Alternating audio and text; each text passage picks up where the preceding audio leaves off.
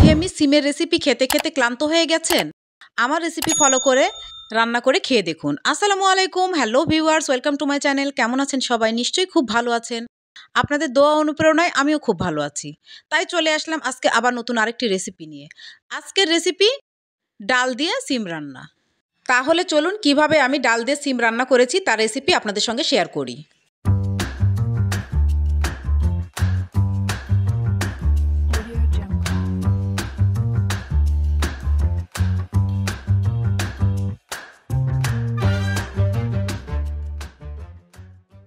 একটি বলে half cup মুগ ডাল নিলাম, হাফ কাপ মসুর ডাল নিলাম। ডালের পরিমাণটা আপনার পছন্দ মতো।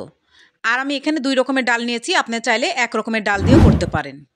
2 রকমের ডাল দিলে খেতে টেস্ট বেশি হয়।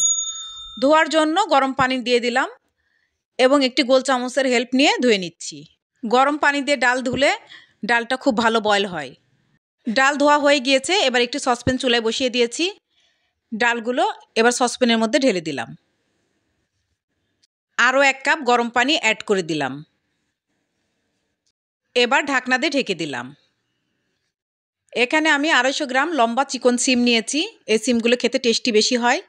একটি বড় সাইজের টমেটো, একটি বড় সাইজের আলু, একটি বড় সাইজের পেঁয়াজ, কয়েকটি কাঁচামরিচ, কয়েক কোয়া রসুন, পেঁয়াজ কলি এবং ধনিয়া পাতা নিয়েছি। এবার এগুলোকে ভালোভাবে ধুয়ে কেটে নিব। এর মাঝে ডালগুলোর বলক চলে এসেছে। আবার ঢাকনা দিয়ে ঢেকে দিলাম। সবগুলো উপকরণ একসঙ্গে কেটে একটি প্লেটে নিয়ে নিয়েছি। ওগুলো কাটতে কাটতে দেখুন ডালগুলো বয়েল হয়ে গিয়েছে, এবার নামিয়ে রাখবো। সিমগুলোকেও খুব ভালোভাবে কেটে ধুয়ে রেখেছি। সিমের উপরের লম্বা যে সুতার মতো আঁশটা থাকে সেগুলো খুব ভালো করে তুলে ফেলেছি এবং 2 ভাগ করে কেটে নিয়েছি। আর সিমের সঙ্গে মিল রেখে আলুগুলোকেও চিকন করে কেটে নিয়েছি।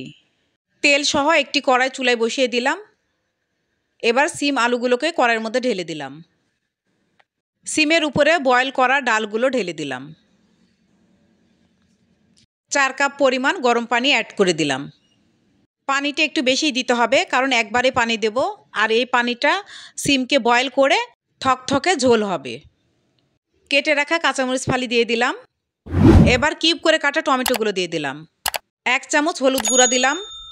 হাফ চামচের একটু বেশি শুকনো মরিচের গুঁড়া দিলাম। স্বাদ মতো লবণ দিলাম। 1 চামচ আদা বাটা দিলাম। 1 চামচ রসুন বাটা দিলাম। 1 চামচ জিরা বাটা দিলাম। বাটা মশলাগুলো না দিতে চাইলে আপনারা স্কিপ করতে পারেন, তবে দিলে টেস্ট বেশি হয়। হাফ চামচ চিনি দিলাম। চিনিটাও না দিতে চাইলে স্কিপ করতে পারেন, তবে দিলে টেস্ট ইনহ্যান্স করে, আর যেহেতু নিরামিষ তরকারি। এবার নেড়েচেড়ে মিক্সড করে দিলাম এবং ঢাকনা দিয়ে ঢেকে দিলাম। ঢাকনা খুলে নেড়েচেড়ে দিব। দেখুন কি সুন্দর বলক চলে এসেছে। নেড়েচেড়ে মিক্সড করে দিলাম। আরও কিছুক্ষণ রান্না করে নিতে হবে, তাই ঢাকনা দিয়ে ঢেকে দিলাম। বাই দ্য ওয়ে, আমি রুথি। আমার চ্যানেলে নতুন হয়ে থাকলে প্লিজ সাবস্ক্রাইব করবেন। পাশে থাকা বেল নোটিফিকেশন অল সিলেক্ট করে রাখবেন, তাহলে যখনই আমি নতুন ভিডিও আপলোড করব তার নোটিফিকেশন সবার আগে আপনার কাছে পৌঁছে যাবে। লাইক, কমেন্ট এবং বন্ধুদের মাঝে শেয়ার করে দিবেন। যারা ফেসবুক ও ইনস্টাগ্রাম থেকে দেখছেন তারা প্লিজ পেজটাকে ফলো দিয়ে রাখবেন। লাইক, কমেন্ট এবং বন্ধুদের মাঝে শেয়ার করে দিবেন। যারা already like, comment, share, subscribe এবং ফলো দিয়েছেন তাদেরকে ম্যানি ম্যানি থ্যাঙ্কস। আজকে আমার চ্যানেলের এই ভিডিওটি যিনি ফার্স্ট ভিজিট করেছেন তাকেও ম্যানি ম্যানি থ্যাঙ্কস। সিম বয়েল করা হয়ে গিয়েছে, এবার তেলের উপর দিব। তার জন্য একটি কড়াই চুলায় বসিয়ে দিলাম এবং হাফ কাপ পরিমাণ সরিষার তেল দিয়ে দিলাম। গোটা 2টি শুকনো মরিচ নিলাম এবং হাত দিয়ে 2 ভাগ করে ভেঙে তেলের মধ্যে দিয়ে দিলাম। সুন্দর অ্যারোমা আসলে হাফ চামচ 5 ফোড়ন দিলাম। 5 ফোড়ন থেকে সুন্দর অ্যারোমা বেরোলে পেঁয়াজ কুচি এবং রসুন কুচি দিয়ে দিলাম। নেড়েচেড়ে তেলের মধ্যে লাল করে ভেজে নিব। যেসব বন্ধুরা আমার চ্যানেলে এসে সাবস্ক্রাইব করে দিয়েছেন তাদেরকে অসংখ্য অসংখ্য ধন্যবাদ, কিন্তু আপনারা সাবস্ক্রাইব কথাটা উল্লেখ করবেন না, কোনো ইঙ্গিত দিয়ে বুঝিয়ে দিবেন। এটা আপনার চ্যানেলের জন্য যেমন ক্ষতি তেমন আমার চ্যানেলের জন্যও ক্ষতি। আমি আপনাদেরকে আরেকটি নিউজ দিতে চাই। আমার নতুন Facebook page Ruthi creatives and blogs 24, এই পেজটিকে প্লিজ অনুরোধ রইল আপনারা গিয়ে একটি করে ফলো দিয়ে আসবেন এবং লাইক করবেন। একে অপরের পাশে দাঁড়ালে কেউ কখনো ছোট হয়ে যায় না। আসুন আমরা এভাবে সবাই এগিয়ে যাই। আমি সৃষ্টিকর্তার কাছে প্রার্থনা করি আমরা সবাই যেন ভালো থাকি, সুস্থ থাকি। কথায় কথায় পেঁয়াজগুলো খুব সুন্দর লাল হয়ে এসেছে। এবার সিমের তরকারিটা ভাজা পেঁয়াজগুলোর মধ্যে ঢেলে দিলাম। কি যে দারুণ একটা স্মেল বেরিয়েছে।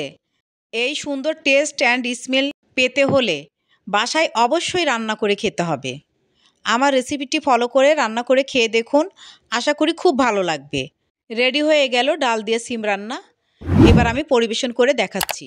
নামানোর আগে ধনিয়া পাতাটা দিতে ভুলে গিয়েছিলাম, আপনারা অবশ্যই ধনিয়া পাতা দিয়ে দিবেন, তাহলে স্বাদটা আরও দ্বিগুণ হয়ে যাবে। আমি পরে আবার ধনিয়া পাতা দিয়ে একটু জাল করে নিয়েছিলাম। এবার উপর দিয়ে ধনিয়া পাতা ছড়িয়ে দিলাম। রেডি হয়ে গেল অসাধারণ খেতে ডাল দিয়ে সিম রান্না। আজকে রেসিপিটি কেমন লাগলো লাইক দিয়ে কমেন্টে জানাতে ভুলবেন না। নিউ ভিডিও দেখার ইনভাইট করে আজকে বিদায় নিচ্ছি। ভালো থাকবেন, ভালো রাখবেন, আমার জন্য দোয়া করবেন। আল্লাহ হাফেজ।